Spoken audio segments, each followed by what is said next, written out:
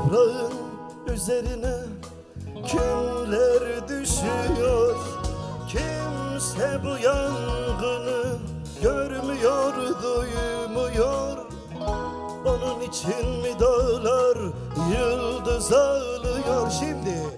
Oy benim canım, yaralı ceylanım, henüz yolun başında solup giden bakarım. Hazır mıyız?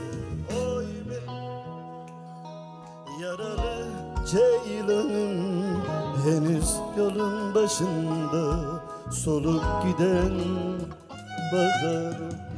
Alkışlar kardeşime. Mehmet işe gidiyor.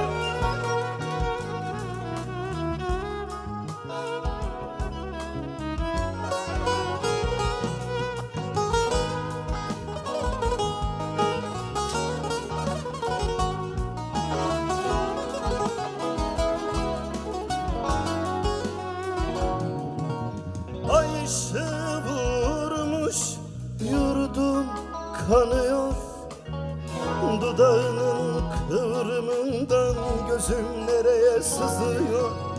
Bu kaçıncı baharım başlamadan bitiyor. Onun için mi dağlar yıldız ağlıyor şimdi?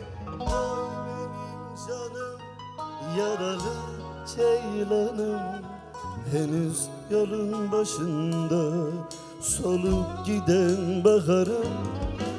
Ay benim canım, yaralı ceylanım, henüz yolun başında solup giden bakarım.